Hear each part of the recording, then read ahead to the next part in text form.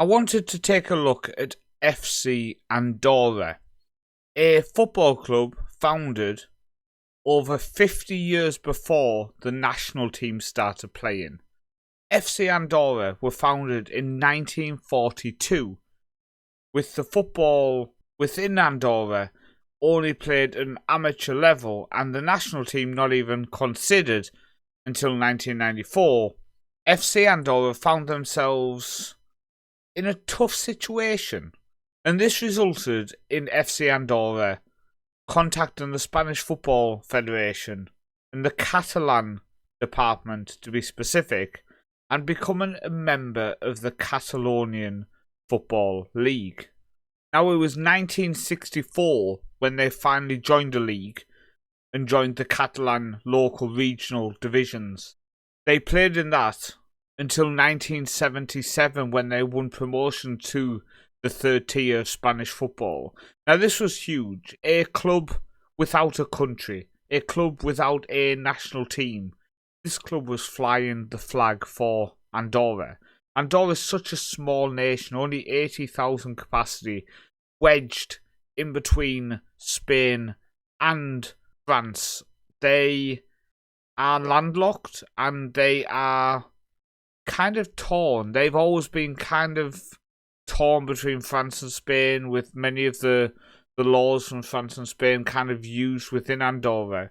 It was fascinating that a club from this tiny country had to travel outside its own country and join the Catalan Federation to just be able to play in a league with the clubs within Andorra playing just on an amateur level with no actual league structure at this point. Now, I think we've got to look at the fact that they went with the name of FC Andorra and not a name of one of the towns in Andorra. And this was with the purpose of representing a country, a club with the whole hope of a nation on its shoulders going into the Spanish league system. Now, as I said, in 1977 they won promotion to the third tier, and they had many years at that level. They did suffer one relegation during that time in the 86-87 season. But apart from that, they had a very successful time in the third tier of Spanish football. Always knocking on the door of promotion to the second tier, which would have been historic for a club from a small country like Andorra. Now, also, they did participate in what was the Catalan Cup back in the 80s to 70s, and they had a quite successful run one year, making it to the final, and not only making it to the final, but winning the Catalan Cup. And that was when they decided to call themselves the best club in Catalan. Now, bear in mind that to get to the final, they beat Barcelona, and they also ended up coming up against Espanyol in the final, which they obviously were victorious in. Now, the 90s hit them hard, and this was quite a tough time for FC Andorra, a very strange time, because in the 90s was when the national team actually joined FIFA and UEFA and were able to actually start competing.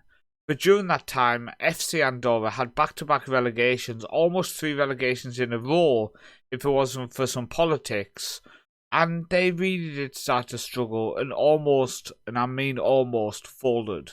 Now, it took right up until 2018 for the club to kind of turn the light back on. And this was when they moved to a PLC company. And this, as with all companies like this, gave the opportunity for investors to come in. And one of the big investors, one of the big names, was Gerard Piqué, the former Barcelona defender, who is now one of the owners of FC Andorra and one of the proud owners of this club, as they are looking to become a household name in Spanish football and then maybe European football. Now, I have to say, it's a club that's just really interesting. And when you do dive into the background of FC Andorra, you just can't help but going onto Google and just having a little search of how their results have been going. Now, what I can say is it's not been all rosy. They did, in 2021, win promotion to the second tier of Spanish football, only one division below the likes of Real Madrid and Barcelona. And at that level, they were competing against some big, big teams. And unfortunately, they have now been relegated back to the third tier, but they are knocking on the door again. They are currently in the sixth place as I'm recording this video. And FC Andorra are a team who, they are on the rise. They play in a small nation. They are battling against big boys in the nation of Spain, like Barcelona, like Real Madrid, like Atletico Madrid. They don't have the stadium, they don't have the fan base, but they do have the passion. And I think it's interesting to see how they can progress. Now, alongside FC Andorra, you also have Andorra the nation. And in 1994, they applied and got accepted into UEFA and FIFA, and from 1996 were eligible to start playing games.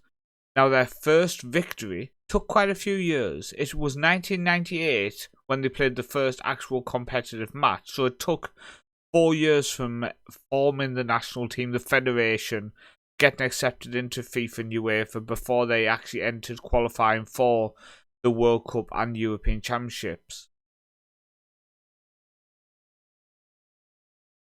The first competitive game was against Armenia, which they lost 3-1.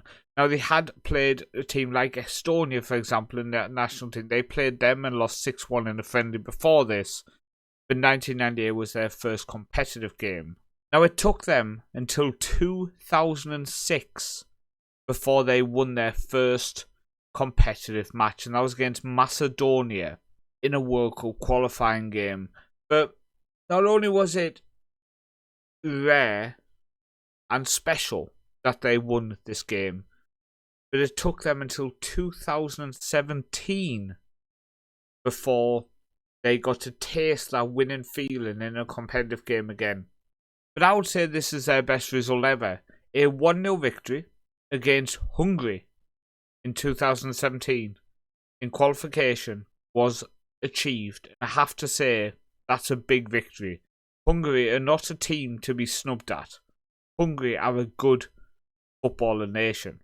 But when you look at their record of 4 wins in World Cup qualifying, 1 win in European qualifying, and 2 wins in the Nations League, that's 7 victories since forming the federation in 1994, been their first competitive games since 1998, and they've won 7 games. Andorra is a tiny nation, and in terms of football, Andorra is one of the smallest, newest, and weakest nations in international football. So the fact that they have a club representing them, fantastic. Now, I've always wondered, why don't Andorra go back and play in the league, in the National League of Andorra? The football league system in Andorra is now active. It was formed in 1995. Now, there has been football played since 1970 in Andorra, but there's been no structure, and there was football before that, but no records of team names, etc. So when FC Andorra were formed in 1942, they were, without a shadow of a doubt, unique. But since 1995, there's been football back in Andorra. So what is the purpose of FC Andorra playing in Spain? Is it to be a beacon of hope for that small nation of Andorra? There's nothing out there explaining the exact reason why they are still a member of the Catalan Federation and they haven't gone back to the Andorran League. But for me, I like to almost look at them like a beacon. They are a shining beacon for Andorran football. But they are not like the likes of Vaduz from Liechtenstein. FC Andorra can qualify for the Champions League through Spanish League because they are a member of the Catalan Federation. Now, all the teams in Andorra play in only 6 stadiums. There are 16 teams. 10 teams play in the top flight, with 6 teams currently playing in the second tier. But one of the teams, Athletic B team, in the second tier, don't actually play this year. They've pulled out. So there is only 5 active teams in the second tier. Now, 3 of them are B teams. So there's only 2 actual teams who can win promotion back to the top flight. from that second tier, because B teams can't obviously win promotion. But the fact that there is a league structure in place is fantastic. There is a cup, there's a Super Cup, and teams can qualify for the Champions League, Europa League, and Europa Conference League, so it is all possible. I think when I look into FC Andorra, when I look into the football league within Andorra, which we could do a separate video on if people want to see it, I think it is something I urge you to go and check out, and urge you to just look that a little bit more into, because a club founded over 50 years before the league in their own nation is formed. A club founded over 50 years before the nation that club comes from has a national team. It's remarkable, impressive, and